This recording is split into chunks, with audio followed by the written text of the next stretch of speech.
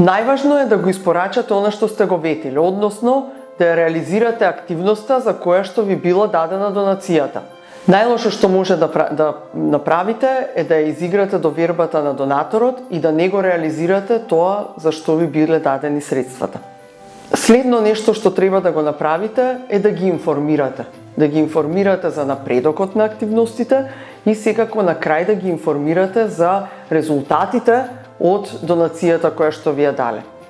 Тоа не значи секогаш дека треба да доставувате детални извештаи. Некои компании ќе ви побараат таков извештај и тогаш секако ќе ги следите нивните упатства и препораки.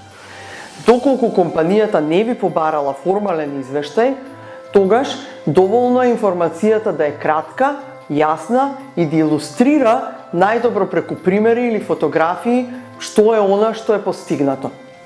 Нема ништо подобро и сите донатори сакаат да видат дека нивната донација променила нешто, дека му помогнала некому, дека решила одредено општествено прашање. И на тој начин ќе ги поттикнете да сакаат понатаму да соработуваат со вас и понатаму да ви даваат поддршка и донации. Тоа може да го правите доколку не поднесувате формален извештај преку билтени, преку информации на имейл, доколку имате редовни средби на средба да ги информирате.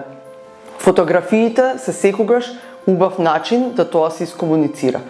Доколку фирмата ви дала спонзорство или имала одредени очекувања за промовирање, многу е важно да исто така доставите примероци од материјалите кои што сте ги изготвиле, затоа што и на фирмата и треба за потребите на нејзиното интерно известување. Значи, да знае точно каде нивното лого, нивното име било промовирано, во кои материјали и на кои настани. Трето нешто што треба да направите и да водите сметка е континуирано да следите кои се приоритетите на фирмата со која што соработувате. Да им дадете на некој начин собственост над проектот кој што го поддржале. Тоа значи дека некогаш можеби ќе треба да бидете флексибилни и да адаптирате нешто доколку тие предложат или сакаат да нешто во проектот се измени. Тоа не нужно значат големи работи, меѓутоа некои организации некогаш се нефлексибилни кон ваквите желби на донаторите, што на некој начин ги одвраќа донаторите од понатамошна долгорочна соработка со таа организација. Дајте им можност да се вклучат во вашите активности. Не нужно ќе сакаат да го направат тоа, меѓутоа убаво е да се види дека сте помислиле на нив кога сте ги планирале активностите и дека сте им дале можност да учествуваат во некој од вашите проекти, да бидат дел од вашата приказна. На тој начин, ако ништо друго, ќе одржувате редовната комуникација со донаторите.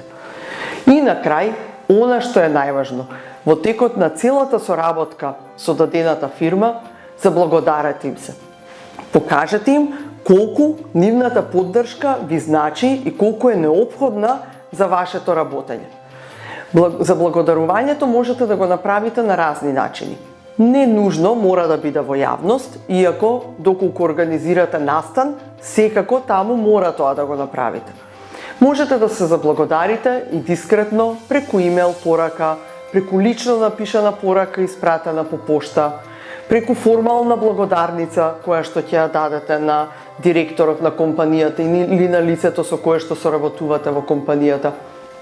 Може исто така да размислите за некои поиновативни приоди. Па, например, некои организации формираат клуб на донатори, каде што им оддаваат посебна почит преку посебни активности на оние донатори кои што долгорочно ги поддржуваат. Бидете инвентивни, потрудете се да се издвоите од мноштвото на други организации, затоа што на тој начин ќе им оставите впечаток и на фирмите дека сте посебна организација со која што тие ќе сакаат и понатаму да соработуваат.